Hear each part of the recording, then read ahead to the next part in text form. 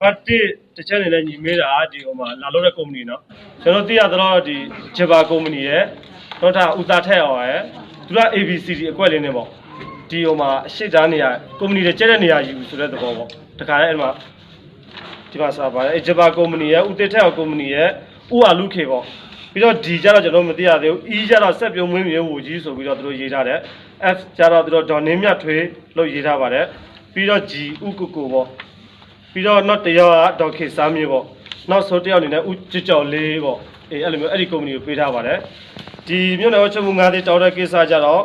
ကြားတဲ့ငွေတာဖို့ပေးသေးရကိစ္စဗာမြို့နယ်ပြည်ကျော်အုပ်စုအမှန်နဲ့စမှုကြီးဌာနမှာဆောက်လုပ်ထားပြီးမြစ်ကြော်ညာစာမ1820မြေဇွန်68ဘင်နယ်ကပဲမြေစတိလာဖြစ်သတ်မှတ်ထားတော့ဆောက်လုပ်မြေဧရိယာ191.20ဧကအတွင်းပြီးကြေးရရှိကြေးရသူကြေးရသားများလောက်ကဲစားတဲ့အတွင်းမြေနေရာလောကကျော်တည်ပြ130ဦးဟာ9ရက်5လပိုင်း19ရက်နေ့နှစ်နာရီအချိန်တွင်မြေကွက်40ခုကိုမက်ဆေ့ရွေးချယ်ဆောင်ရွက်ခဲ့ပြီးမြေဧရိယာတရေကလည်း9သိန်းနှုန်းဖြင့်ပြည်နယ်ဆွေးအဖွဲ့သို့ပေးသွင်းရမည်ဖြစ်သည်ဖြင့်ဆိုပါမြေကွက်ရရှိကြေးရသူကြေးရသားခုနှစ်ဦးမှာမြေကွက်ဧရိယာအလည်းပေးသွင်းရမည်ကြတဲ့ငွေများကောက်ခါရရှိဆောင်ရွက်တဲ့အကြောင်းကြားပါသည်တဲ့အဲ့ဒါကြတော့သူကမြို့နယ်အုပ်ချုပ်မှုကဒီမဲပေါ်တဲ့ဒေသခါတွေကိုပေါ့သူတေကောက်9သိန်းနှုန်းနဲ့ပေးသွင်းရမယ်လို့ဒီကျွန်တော်တို့ကြေးရအုပ်ချုပ်မှုစာထုတ်ပေးတာဖြစ်ပါတယ်ဒီဟိုမှာလက်မှတ်ထွဲနေရမှာတော့မြို့နယ်အုပ်ချုပ်မှုပေါ့ဥစဉ်ထဲအောင်ဆိုပြီးတော့လက်မှတ်ထွဲရပါတယ်ဟုတ်ကဲ့ပါကျွန်တော်သိချင်တာအဲ့9သိန်းတောင်းတာကိုပေါ့နော်ဘာအတွက်တောင်းတာလဲဥပမာပေါ့နော်ဒီမြေယာအတွက်ကိုတောင်းတာလားဆိုတာကိုကျွန်တော်သိချင်တာပါဗျဒီဘာအတွက်တောင်းလဲမြေအတွက်ပေါ့ဒီမဲပေါက်တဲ့သူတွေအတွက်ပေါ့ငွေသွေးရမှာပေါ့ဒီမြေပေါက်တဲ့သူတွေပေါ့တေက9သိန်းလို့သွေးရမယ်လို့မြေအတွက်တောင်းတာပါဟုတ်ကဲ့နောက်တစ်ခုပေါ့နော်နောက်ဆုံးတစ်ခုအနေနဲ့ကျွန်တော်ကကိုတို့ဒီစွန့်လွတ်တယ်လို့ကိုတို့ပြောလိုက်တယ်ပေါ့နော်ဟုတ်ကဲ့စွန့်လွတ်တာကိုတို့တင်တောင်းတဲ့အတွက်ကြောင့်လို့စွန့်လွတ်လိုက်တာလားဒါမှမဟုတ်ရင်ဒီစက်မှုကြီးချက်ကနေပြီးသူ့ပန်သူစွန့်လွတ်လိုက်တာလားဆိုတဲ့ဟာလေးကိုလည်းသိချင်တယ်ကျွန်တော်တို့ကဒီမြေနဲ့ပတ်သက်ပြီးပြောမယ်ဆိုရင်ဒါ2013 2014ကလေးကကျွန်တော်တို့ပြလဲပြီးတော့ရမီရဖတ်တွေရောကြီးရွာအုပ်ချုပ်မှုတွေရောပေါ့ဒီ2014နှစ်လပဲတော့မှစက်မှုကြီးကဒီမြေကိုလုတ်ပယ်ပေးရဖို့အတွက်ကျွန်တော်တို့ကကွက်လာခေါ်တယ်အဲ့ဒီချိန်မှာဒီကြောပေါ်မှာပဲစီဝေးလုပ်ပြီးတော့ရွာသား924ဦးကနေပြီးတော့ကြည်အောင်အချိန်မူပါဝင်ပြီးတော့ရမီရဖတ်တွေရောဆရာတော်တွေရောအကုန်လုံးအစပြပြီးကကွက်လိုက်တယ်ပြီးတော့ MTV ကနေလည်း2014ခုနှစ် AP 14ရက်နေ့မှာကျွန်တော်တို့ဒါပြပေးပြီးလို့တရားဝင်ကြီးညာခဲ့တာပေါ့အစိုးရတရားဝင်တလေးဌာနထဲမှာကြီးညာပေးခဲ့တဲ့မြေနေရာပေါ့ဒါကြောင့်ဒီအစိုးရဆက်ဆက်ကျွန်တော်တို့ပြလဲပေးရဖို့တည်ပြတယ်စက်မှုယူတော့လည်းကကွက်တယ်ကျွန်တော်ပြတည်ပြတဲ့နေကတော့ငဲ့ညာတော့အဖြစ်ပြဆုပ်လို့ပေးခဲ့တဲ့မြေနေရာပေါ့ညီဟုတ်ကဲ့ကိုတို့တင်တောင်းလို့ပြန်ဆုပ်အေးပေါ့ဟုတ်ကဲ့ဟုတ်ကဲ့ဟုတ်ကဲ့ဒီဆိုရဒီဥပဒေတွေကိုမျိုးမြေဥပဒေကိုလက်နာစရာမလိုဘူးလားဒီကျွန်တော်နောက်နေ့တစ်ချက်နဲ့အဲ့ဒါမေးကြည့်ပါတယ်နံပါတ်3တစ်ချက်အနေနဲ့ပြည်နယ်ဆိုရသူကိုယ်လည်းမလုပ်ဘဲနဲ့ဒီမြေတွေကိုယူထားလို့ရပါသလားပေါ့ဆုပ်လို့မြေတွေ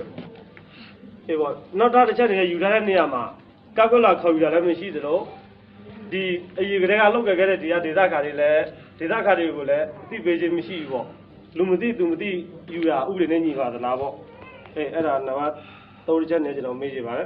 ။နံပါတ်4ချက်အနေနဲ့ဒီကုမ္ပဏီနဲ့အခြားဖွဲ့စည်းတွေကိုတစ်စစ်ပြန်ခံလို့ရပါသလားပေါ့။အခချင်းငွေယူပြီးတော့ပေါ့ကျွန်တော်သိတဲ့မြေလို့မြေလားမြေဥပဒေထဲမှာပေါ့ဒီရောက်ချရေးပေါ်လာခြင်း900ချင်းပေးကားခြင်းအမွေစိုက်ကခြင်းအဲ့ဒါတွေလုံးလုံးမရဘူးလို့ကျွန်တော်သိရပါတယ်။နောက်တစ်ခုအနေနဲ့ကျွန်တော်ပြောကြည့်တာဒီလစ်ထိုးထားစီလာရပေါ့အဲ့ဒီမြေပေါ်မှာဝါးစာဖူလို့ရတဲ့အတွက်6နှစ်တာကာလဆက်ပြုတ်လာခဲ့တဲ့ဒေသခါတွေကို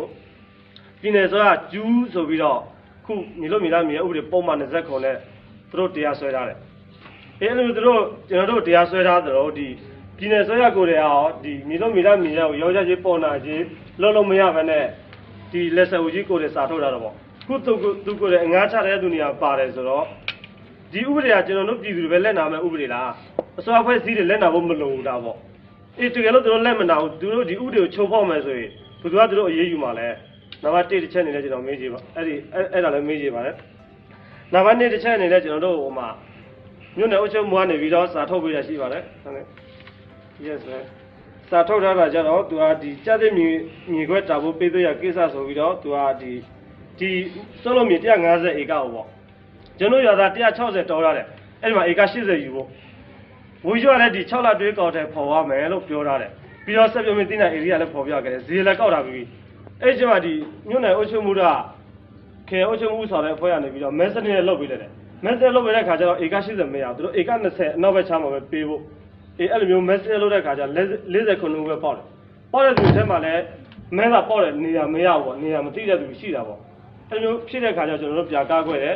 တေကတော့9သိန်းနဲ့တောင်းတယ်ဒီမြေလို့မြေလားမြေတွေတေက9သိန်းနဲ့တောင်းလို့ရပါသလားမဲစနဲ့လို့တာတွေရောဒါတရားမျှတမှုရှိပါသလားပေါ့ကျွန်တော်နားလဲတရားမျှတမှုဆိုတာတရားတဲ့ဆိုတာတော့ဥပဒေနဲ့အညီပေါ့မျှတတဲ့ဆိုတာလူခွင့်ရင်းနဲ့အညီပေါ့ခုတို့လောက်ရတယ်ရောဒါတရားဥပဒေနဲ့ညီပါသလားဒီကျွန်တော်တို့အခွင့်အရေးကိုချိုးဖောက်ရမရောက်ဘူးလားပေါ့အဲ့တစ်ချက်ကျွန်တော်မေးနေပါတယ်ပြီးတော့ဒီမြေလို့မြေလားမြေကို9သိန်းနဲ့တောင်းတယ်ကျွန်တော်တို့အကြောင်း29နဲ့တရားစွဲတယ်ဆိုတော့ဒီ9သိန်းနဲ့တောင်းတဲ့မြို့နယ်အုပ်ချုပ်မှုရောဘယ်သူအရေးယူပေးပါလဲအဲ့ဒါဘယ်သူကတောင်းယူဖြည့်ရှင်းပေးမှာလဲပေါ့တစ်ချက်ကျွန်တော်မေးနေပါတယ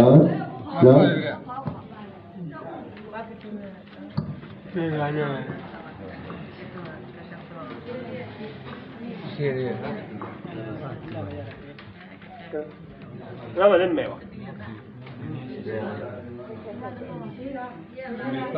ါဒါမှကျွန်တော်တို့ဒီဟိုမှာနောက်ဆုံးတစ်ချက်အနေနဲ့ကျွန်တော်ပြောကြည့်ပါတယ်အခုကျွန်တော်တို့ဒေတာတရမဲထုတ်တာပေါ့ဆရာတို့ဟိုမှာတစ်ချက်တော့ဖားပြပေးမှာဖြစ်ပါတယ်မြို့နယ်တွေအုပ်ချုပ်ဦးစီးဌာနဖာမြို့နယ်ဒေတာတရမဲမှာ3မြေဆောင်1983ခုနှစ်တော်လေးလား17ရက်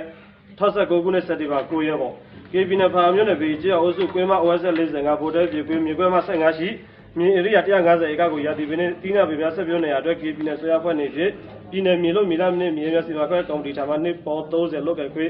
ရရှိပြီးဖြစ်ရာရင်းနေရတွေပြည်နယ်ဆွေးရဖွဲ့စီစဉ်ဖြစ်ရာသီပင်နဲ့တီးနာပေများဆက်ပြောသည့်လုပ်ငန်းများကိုတော်တယ်ဖော်နေရစီစဉ်ဆောင်ရွက်လက်ရှိပါသည်ပြည်ကျော်အုပ်စုရှိကျော်သူကျော်သားအချုံးမှာလုပ်ငန်းဆောင်ရွက်မှုရနောက်နေကြကြစီရင်းနဲ့လုပ်ငန်းများရဆက်စေအတွက်ရင်းနေရအနီးပတ်ဝန်းကျင်တွေအုပ်စုဖွဲ့နောက်ဆက်ဟာတာပြောဆိုခြင်းခြေချောက်ခြင်းနဲ့ကြေးရွာနေပြည်သူများကိုရေတော့ပြုလာစရာပေးထုတ်လို့ဆောင်မှုရပြုလုပ်တဲ့ရှိသဖြင့်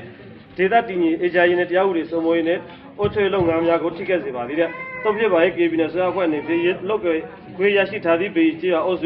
ုကွင်းမ OSL 45ဗိုလ်တဲပြည်ကွင်းမြေကွင်းမ15ရှိမြေဧရိယာ150ဧကနီးပတ်ဝန်းကျင်တွေလူတူးချင်းဖြစ်စေအုပ်စုဖွဲ့ဖြစ်စေလုပ်ငန်းဆောင်ရွက်မှုများနောက်နေကြကြအောင်နောက်ဆက်ဟာတာပြောဆိုခြင်းခြေချောက်ရေတော့ပြုလုပ်လာစရာတွေ့ထုတ်လို့ဆောင်မှုပြုလုပ်ရနဲ့အမေတဆိုရမရှိဘဲရေးဧရိယာတွေဝေထွက်သွားလာခြင်းကြောင့်ပြုလောကမပြုလုပ်ရအီမေထုတ်ပြတားမြင်လိုက်သည်ဤအမေကတားမြင်ချက်တရားကိုဖော်ပြကျူးလို့ပါကတိဆက်ဥနေပြန်တဲ့ညီထီရောက်စွာအရေးယူဆောင်ရွက်သားမည်ဖြစ်ပါသည်တဲ့သူတို့အဲ့လိုမျိုးစာထုတ်လိုက်ပါနောက်တစ်ချက်အနေနဲ့ကျွန်တော်ပြောကြည့်တာဒီတရက်တလပဲ2019မှာဒီမျိုးဆော့လာ2018နိုဝင်ဘာ14ရက်နေ့မှာဒီနိုင်ငံပိုင်စတိလာပြည့်ကြီးညာတယ်ပြီးတော့တရက်တလပဲမှာဝေကျွားဒီကြေးရလူတွေနဲ့တွေ့ဆုံပွဲမှာဒီဟိုမှာဆက်ပြောမြေလို့ရှိတဲ့ဒေသကများရှောက်ထားတယ်လို့မြစ်ကြားခဲ့တဲ့အတွက်14ရက်တလပဲ2019မှာကျွန်တော်ကြေးရတ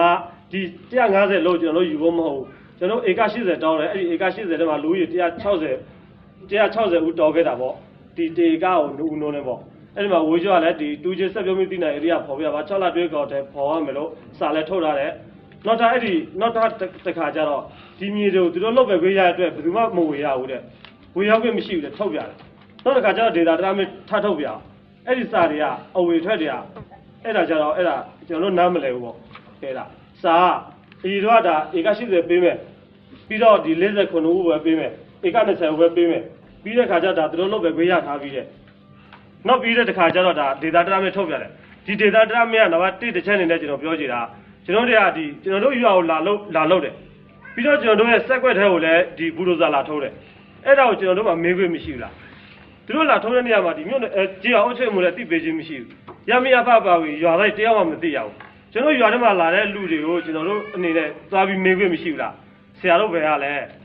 ဲဒီမြင်လို့ပဲပြောရပြီလားမြို့နယ်အုပ်ချုပ်မှုခေအုပ်ချုပ်မှုကိုလာပြီးတော့ကျွန်တော်မေးတယ်ဒါဘယ်သူကပေးတာလဲဒါအထက်အမေပဲကျွန်တော်တို့ဖြေရှင်းချက်မပေးဘူးပေါ့အဲ့ဒီနေရာမှာအဲ့ဒါကျွန်တော်တို့ဘယ်သူ့ကိုအားကိုးအောင်မလဲပြီးတော့ဒီမျိုးပြပေးဖို့အတွက်တရားမျှတမှုဖြစ်ရတဲ့အတွက်ဥပဒေနဲ့အညီဖြစ်ဖို့အတွက်ကျွန်တော်တို့စာအမြဲတမ်းတည်ခဲ့တယ်ကျွန်တော်တည်တဲ့စာတွေကိုဥမာဆော်ရွက်ပေးခဲ့ခြင်းမရှိဘူးလက်လူရှုခြင်းခံရတာပေါ့ပြီးတော့ကျွန်တော်တို့အားကိုးရမဲ့တဲ့ဘဝတွေရောက်နေတဲ့အတွက်ဒီမျိုးဒေသရှင်းလင်းပွဲလောက်ရတာဖြစ်တယ်ပေါ့ကျွန်တော်မိစ္ဆာဒီဒေတာတရအမေထုတ်တာပြီးတော့အခုကျွန်တော်တို့ဒေတာတရအမေဖောက်ပြတယ်ဆိုပြီးတော့အဲ့ဒီအမေထုတ်တယ်အဲ့ဒီအမေဖောက်ပြတယ်ဆိုပြီးတော့ရွာသား9ဦးရဲ့ပြီးတော့ကျွန်တော်ဥဆောင်တဲ့သူ9ဦးကိုရွာသားတွေကိုအားပေးကူညီသူဖြစ်သူဟိုမှာဒေတာတရမင်းနဲ့တရားစွဲထားတယ်ပေါ့ဒီမျိုးဒေတာတရမင်းကဒီကျွန်တော်ပထမဆုံးတစ်ခါမေးကြည့်တာတစ်လေးလေးနဲ့မဟုတ်ဘဲနဲ့ဒါအများပြည်သူအတွက်ပဲထောက်ရမယ်လို့ကျွန်တော်နားလဲတာပေါ့ခုထုတ်တဲ့ဒေတာတရမင်းကကုမ္ပဏီတို့ကာကွယ်ပေးဖို့ဒေတာတရမင်းဆိုတော့အဲ့ဒါဒီဒေတာတရမင်းထုတ်တဲ့အုပ်ချုပ်မှုမြို့နယ်အုပ်ချုပ်မှုကိုတယ်ပေါ့ဒါဥပဒေနဲ့ညီမညီပေါ့ကျွန်တော်တို့ဒီကနေတစ်စိတ်မေးကြည့်တာပေါ့သူထုတ်လို့ရမရပေါ့အေးပေါ့ဒီဟိုမှာကျွန်တော်တို့ရွာသားတွေကတယောက်နဲ့တယောက်တော့စကားပြောလို့မရတော့လောက်တာလားပေါ့ဒါသူမလာခင်က64ကလေးကကျွန်တော်တို့ဝေပြီးလောက်တယ်ဘယ်သူမှလည်းဟာဒါနောက်ရှက်ကြီးပြောဆိုခြင်းမရှိဘူး ကိုလောက်ကွက်ထဲကိုသွားတယ်လာလို့တဲ့သူတွေကိုလောက်ကွက်ထဲကိုဝေပြီးလာတဲ့သူတွေကိုကျွန်တော်တို့မှမေးခွေးတော့မရှိတော့လားနိုင်ငံသားပြောရဲ့လုံလောက်ခွေလိုချိုခွေဆိုတာကျွန်တော်မှမရှိဘူးလားအဲ့ဥပဒေတွေကကျွန်တော်တို့အတွက်မပါဘူးလားပေါ့ချွေးချက်နေတဲ့ဒီကျွန်တော်တို့ရွာသားတွေမပါဘူးလားဒေသခံတွေအတွက်မပါဘူးလားပေါ့ဒီနေရာနဲ့ကျွန်တော်မေးကြည့်ပါရစေအဲ့ဒါပါပဲအားလုံးကျေးဇူးတင်ပါတယ်